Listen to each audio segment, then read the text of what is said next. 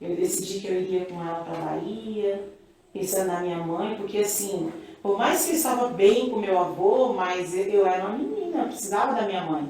Sentia a ausência dela, a falta dela na minha vida. E eu fui. Falta dos meus irmãos, queria estar com os meus irmãos.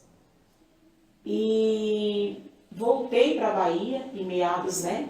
Era no meio do ano, eu fiz 13 anos lá na Bahia, em 1989.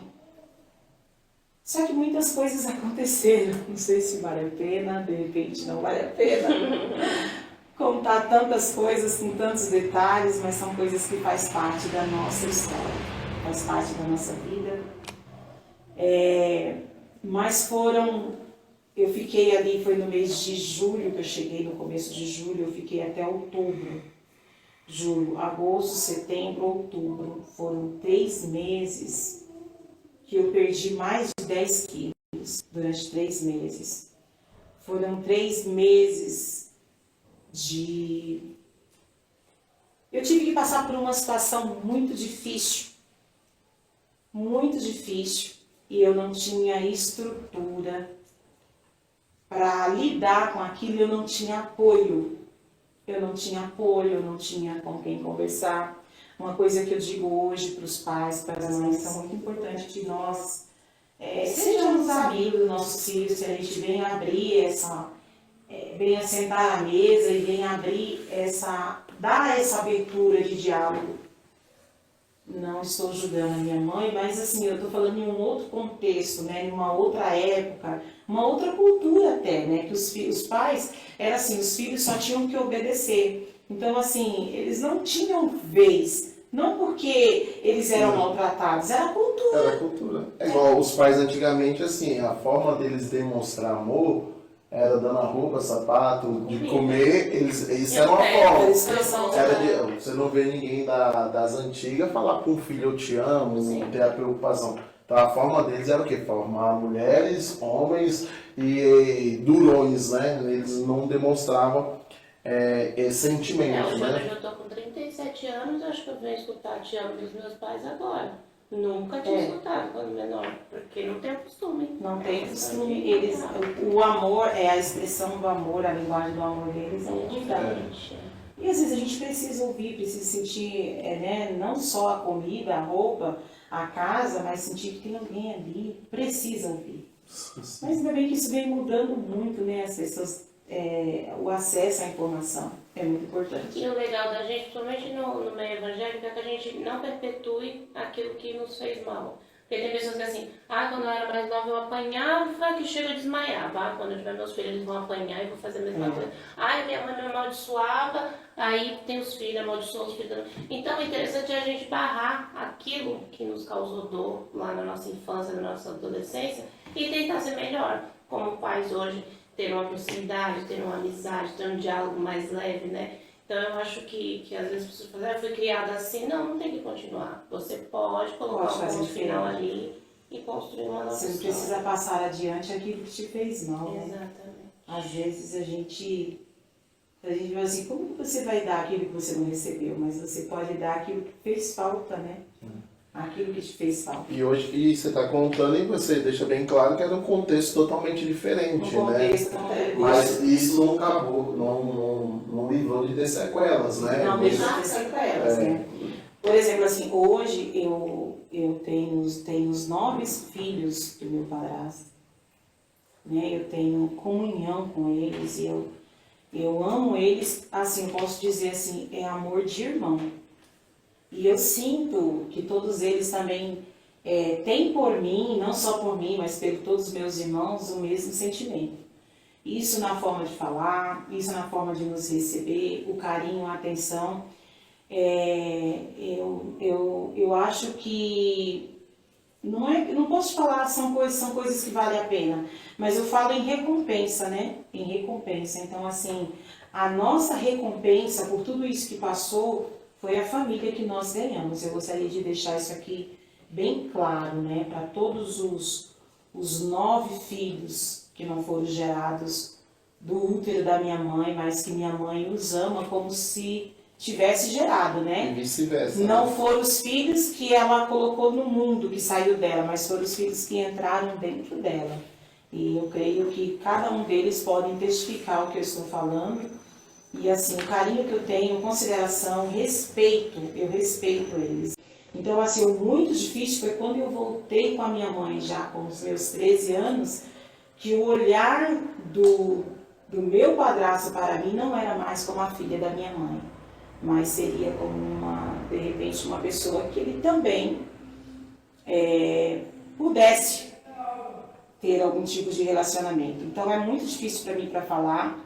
Eu digo para os irmãos que o que faz parte, eu fiquei desde o momento do convite, o que eu tenho que falar, você vai falar sobre a sua vida, e não tem como não falar da minha vida sem contar um pouco dessa história. Não hoje como derrota, não como tristeza, mas como louvor ao Senhor de tudo que o Senhor fez.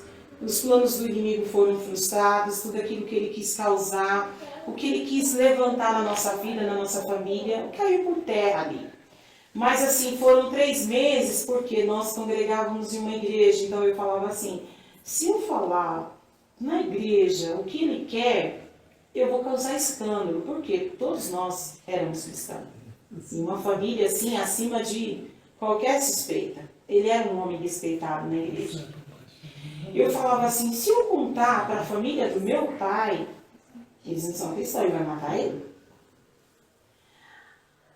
Cartas do meu avô aqui em São Paulo eram supervisionadas, eram ditadas por ele, não era verdade? Sim, essa aí eu peguei, eu lembro que ele falava, né? Ele que ditava as cartas e a gente fazia com a nossa letra. Eu lembro até então, assim, com muita gratidão que eu pego essa carta para espero que todos estejam bem aí. Então não era a nossa. Não tinha como você se expressar. Não tinha quem confiar. E eu mesmo com essa idade, eu temia em causar escândalo para o Evangelho. E ao mesmo tempo, ele era um homem velho assim, né? Minha mãe tinha 28 anos e ele já tinha mais de 40. Então, assim, ele era um homem velho e, posso se dizer assim, experiente.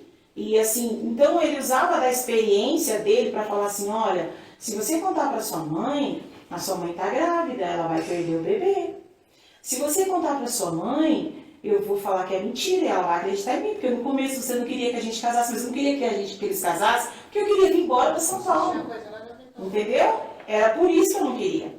No começo daquele relacionamento. Então, assim, irmãos, foram 3 meses muito difíceis para mim. Eu orando e fugindo dele. E assim, era muito difícil porque minha mãe sempre confiou nele cegamente. Então, assim, nós éramos deixados na mão dele todo o tempo. Porque minha mãe sempre confiou o que ela achava. Não é porque era maldade dela, ela confiava nele. E ele transmitia confiança. Estou falando para você. Não era maldade, às vezes era inocência. Era inocência, ele era um homem acima de qualquer suspeita, até na igreja. Ele botava muito a santidade. A santidade, entendeu? Então, assim, se você sentasse na mesa para conversar com ele, você falava, nossa, em nome de Deus. Se ele não for pro céu, ninguém vai mais. Ninguém mais vai pro céu, entendeu? Então, assim, eu falo com muito temor por causa dos filhos, e eu deixei aqui que vocês são você é a recompensa de tudo que Deus a recompensa de Deus por tudo que nós passamos. E assim, eu não falo hoje com raiva. Talvez se eu estivesse, eu não teria nem condições de falar. Mas assim, por muitos anos, voltando rapidinho, durante esses 3 meses que eu não conseguia... Casos de família. Casos de família. No caso de família. Que eu não conseguia me relacionar, não tinha com quem me abrir. Eu só comecei a orar ao Senhor. Eu falei, Senhor, eu preciso de um socorro, eu preciso sair daqui. Então, na minha cabeça, eu preciso voltar a morar com meu avô em São Paulo. É só em São Paulo que eu vou ser protegida. E assim, irmãos, Deus, ele tem seus planos. E eu falo assim, Deus me permitiu que eu passasse por tudo isso. Eu glorifico ao Senhor. Eu não culpo a minha mãe por isso. Mas foram anos muito difíceis. Mas que o Senhor forjou o meu caráter, o Senhor trabalhou. E assim eu posso dizer que essa promessa que o Senhor me fez, pode ainda uma mãe te abandonar, todavia eu jamais te abandonarei. Jamais me esquecerei de ti. Então, assim, essa promessa do Senhor, ela me acompanhou por toda a minha vida, ela me acompanha por toda a minha vida. O cuidado do Senhor, a proteção do Senhor. Então, irmãos, o Senhor preparou uma oportunidade que o meu tio, né, solteiro, pastor Augusto, solteiro, é o apelido dele, na época ele era solteiro. Ele, hoje já é casado, tio casado. Tio casado, já vou aí da linda Maitê, que está chegando, né, nos próximos dias.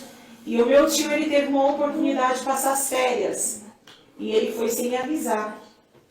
E quando ele chegou lá, foi bem no dia que eu estava muito ruim.